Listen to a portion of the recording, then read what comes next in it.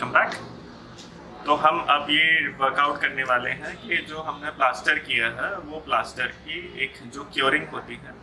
कितने दिन हमें वो क्योरिंग करनी है और हम किस तरीके से उसकी क्योरिंग कर सकते हैं। तो जैसे मैंने पिछली वीडियो में बताया कि जब हम एक सरफेस की तरफ में प्लास्टर करते हैं तो हमारा प्रयास रहना चाहिए कि हम जो दूसरी वाली सरफेस की प्लास्टिंग करें वो कुछ दिनों छोड़ के करें, मतलब 3 to 7 डेज अगर हम छोड़ सकते हैं तो उससे अच्छा कुछ नहीं हो सकता। उससे ये बेनिफिट होती है कि हमारी जो पीछे वाली जो ब्रिक वाली साइड है, तो ब्रिक वाली साइड से हम पानी को ऊपर से बहा सकते हैं और वो पानी जो है आपका ब्रिक्स के थ्रू अंदर तक जाकर वो प्लास्टर को पीछे से आपका रिक्वायर्ड मॉइस्चर दे सकता है। सामने से तो हम पानी जितना डालते हैं वो डालते ही हैं।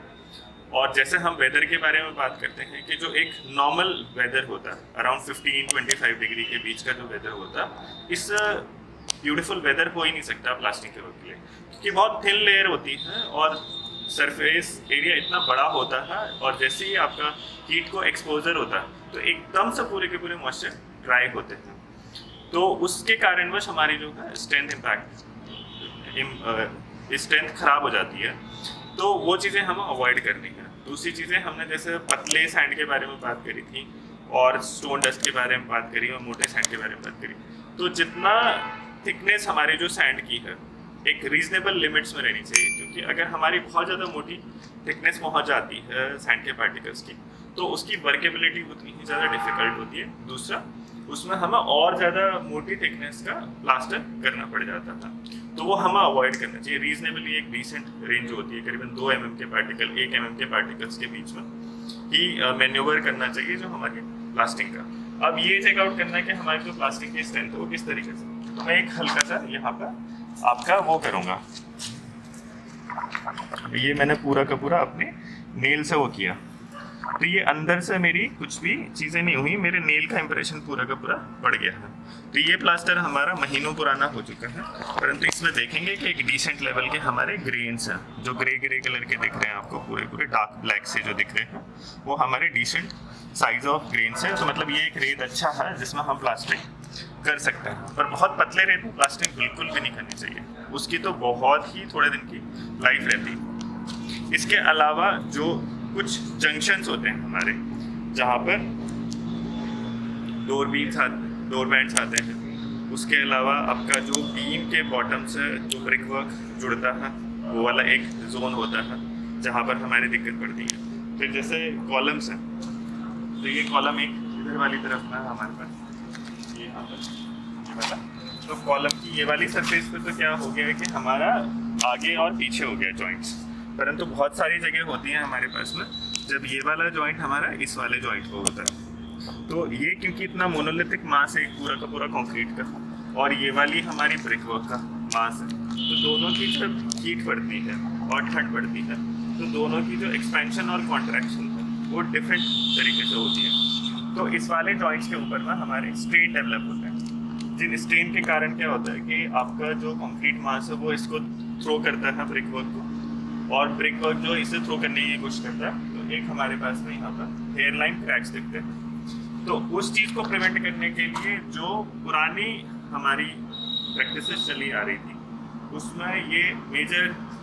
जोर डाला जाता था कि इस वाले जंक्शंस के ऊपर में हम ग्रूव दे रहे हैं, पर वो ग्रूव क्या होता है कि लेटर और सूनर अगर वो डायरेक्टली बाहर वाले फेस के ऊपर में चला जाता है तो उसके अंदर में फिर अंदर से क्रैक्स डेवलप हो जाते हैं। ग्रूव होने के कारण हमको दिखते नहीं है, पर जब बारिश होती है या बौछारें पड़ती हैं, पिछवाड़ आती है, तो उस ग्रूव्स के अंदर जो क्रैक डेवलप हो गया था उस क्रैक्स के अंदर हमारे पानी आने शुरू होते हैं। तो इस तरीके की चीज़ों को हम किस तरीके से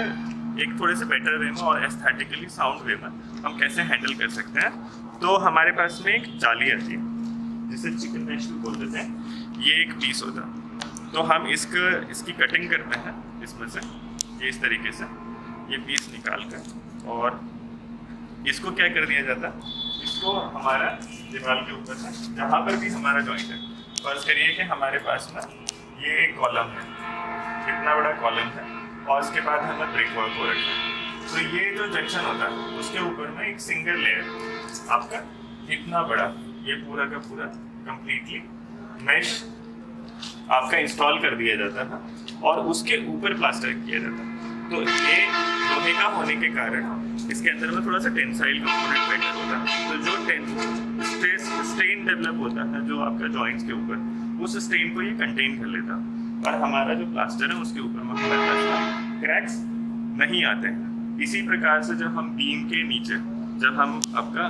ब्रिकवर्क करते हैं तो आप यहाँ पे देख रहे होंगे, यहाँ पर हमारे पास में एकदम यूनिफॉर्मिटी दिख रही है इधर वाली साइड पर। परंतु हमने यहाँ पर क्या किया हुआ कि इस वाली जगह पर ये ऊपर बीम और नीचे ब्रिकवर्क एटलीस्ट कम से कम 1-1 फीट की ओवरलैपिंग में हमने ये पूरा का पूरा पैचिंग कर रखी है और उसके बाद में प्लास्टिंग करा रखी है। तो हमारे रिजल्ट बहुत अच्छे हमें उसमें मिले हैं। तो ये एक कुछ प्रिकॉशन ध्यान रखने हुए जो प्लास्टिंग करते हुए। अब प्लास्टिंग के कुछ डिफेक्ट्स होते हैं जो over a period of time visible होते हैं, तो वो भी हम बात करेंगे कि किस तरीके से उसे हैंडल किया जा सकता है, किस तरीके से उसे मिनिमाइज किया जा सकता है अगली वीडियोस में। Thank you.